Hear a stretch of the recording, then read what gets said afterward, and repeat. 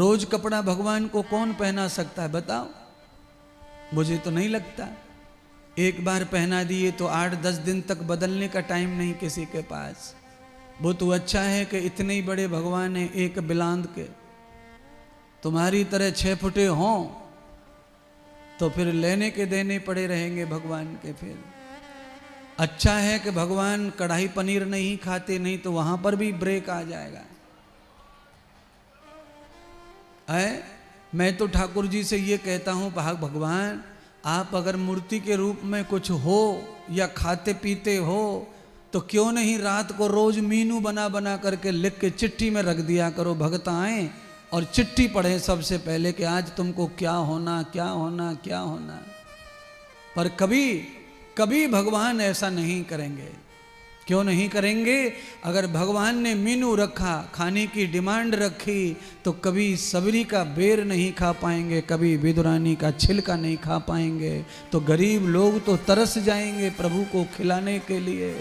इसीलिए परमात्मा ने सबको एक ही बात कही गीता में, भाव का भूखा हूं मैं, भाव ही जग में सार है, और भाव से भज ले मुझे तो तेरा बेड़ा पार है। भगवान को क्या चाहिए खाने में कोई नहीं जानता। हम सब लोग कल्पना करते हैं कि भगवान को मक्खन चाहिए, भगवान को मिश्री चाहिए, भगवान को फलाना फल चाहिए, भगवान को फलाना पत्ता चाहिए। ये सब हमारी भाव है, भगवान की डिमांड नहीं है। ये आपका भाव क्या है? ब्राह्मण का भाव, गर्ग ऋषि का भाव ये था कि मेरे जो भी भोजन है यजमान का, उसमें ब्रह्म भोजन करके जाए। जब ब्रह्म का झूठा हो जाए तो फिर मेरे प्राणों को उतर जाए।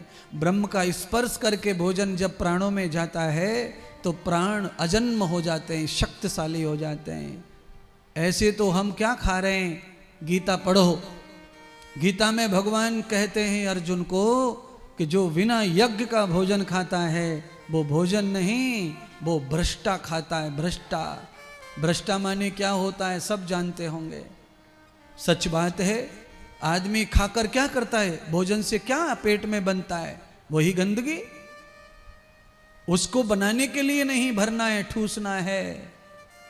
भोजन इसीलिए खाना है कि भजन होना चाहिए भोजन की कृपा से। भोजन की कृपा से मंत्र जाप होना चाहिए। भोजन की कृपा से यहाँ बुद्धि आनी चाहिए, कथा की, प्रवचन के लिए सुनने की, कहने की, अच्छी बात रखने की, अच्छी बात सुनने की। ये प्रसाद से, भोजन से। कहावत क्या है अलवर में? जवाब दो। जैसा खाएंगे अन्न वैसा बनेगा मन। तो फिर जब कहावत है तो फिर बात भी मानो। अच्छा बोलो, आप सच बोलो। बकरा खाएंगे तो खून कैसा बनेगा? मन कैसा बनेगा? अंडा खाएंगे तो मन कैसा बनेगा? या तो फिर ये कहावत झूठी है। जैसा खाएंगे अन्न, समझ लो। तो अन्न कैसा होना चाहिए? पहले तो पवित्र होना चाहिए कमाई के रूप में, फिर भोजन के बनने के रूप में, फिर भोजन की पवित्रता दान के रूप में। भोजन में से कुछ हिस्सा निकल जाए गऊ को, किसी ब्राह्मण महात्मा संत को, और फिर मिले बच्चों को और पति को, तो क्या बॉडी बनेगी, क्या बुद्धि बनेगी, आप देखते रह जाएंगे। आगे कथा सुनना, भोजन की कथा आएगी।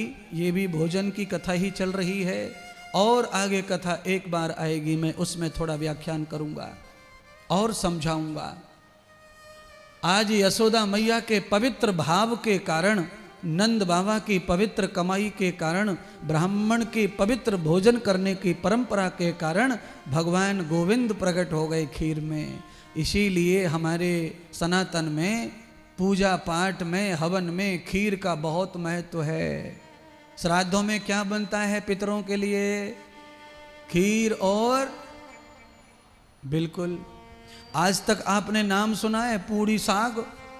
नहीं, खीर पूड़ी। पहले साग नहीं थे पुराने जमानों में, तो दूध पहले से ही है। तो पहले तो खीर बनती थी भट्टी में, जमीन में कंडे की अग्नि पे रख देते, मटका बड़ा सा, और दूध प्योर जितनी दूध हो रहा है सब डाल देते, और एक मुट्ठी भर चावल, उबलता रहो। माताएं काम करती रहती थी, घंटे 2 घंटे में चमचा चला के आ गई, फिर काम कर रही हैं। खाने का टाइम होता 10-11 बजे, तब तक बन के मामला फिट। खीर पूड़ी, साग नहीं थे पहले ज्यादा। संस्कृत में रसमयी कहते हैं खीर को, रसमयी। मई माने क्या होता है? मई माने होता है अमृत, मई माने होता है माता। रसमयी, रस से भरी हुई, प्रेम से भरी हुई और सौंध कर बनने वाली चीज खीर है।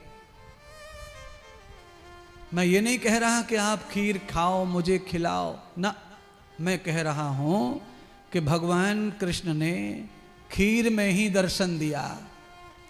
हाँ, आप कितना भी बुलाने की कोशिश करना, आपकी प्लेट में हड्डियां पड़ी हैं महंगी वाली मछली की और तड़ी पड़ी है, फिर आप कितने भी श्लोक बोल लो, चाहे जितने भी माथा पटक लो, ठाकुर जी तुम्हारी तरफ देखने वाले भी नहीं है।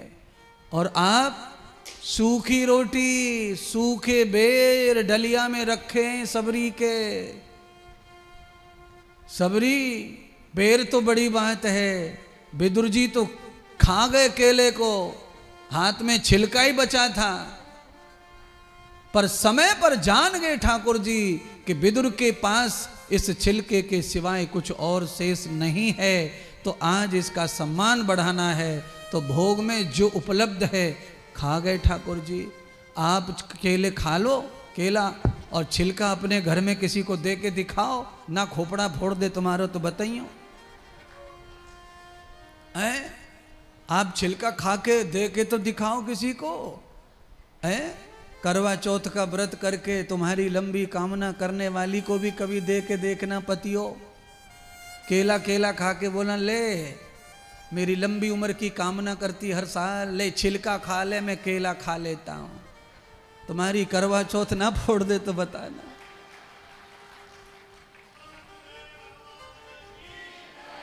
हाँ, और इसी ये बात मजाक में तो कही है, पर थोड़ा सा सच बताने के लिए कही है, क्योंकि ये क्लोज रिश्ता है, समर्पण का रिश्ता है। इस रिश्ते में भी ये जायज नहीं है, कोई स्वीकार नहीं करेगा छिलका खाना। आज झूठा केला खिलाओ तो खा लेंगे, छिलका गुस्सा आएगा ऐसा। पर आप में और आपके जीव कनेक्शन में और परमात्मा के कनेक्शन में कितना फर्क है। जब वो किसी के भाव से प्रसन्न हो जाते हैं तो फिर वो छिलका खा लेते हैं, फिर वो कोई भी टिप्पणी नहीं करते कि तूने ये खिलाया वो खिलाया। और तुम लोग क्या करते हैं टिप्पणी, किसी के यहाँ लड़की देखने जाओ, लड़की देखने जाओ, वहाँ पे कुछ नमकीन ने कम सस्ती आ जाए, बिस्किट सस्ते आ जाए, अरे इसके यहाँ कुछ नहीं है, इसका तो नाश्ता ऐसा है, इसकी तो चाय ऐसी है, इसकी तो नमकीन ऐसे। अरे नमकीन, अरे नमक डाल के जो खिला दिया वो नमकीन है, उसमें सस्ता क्या महंगा क्या। अबे नमकीन खाने से लड़की का क्या संबंध है?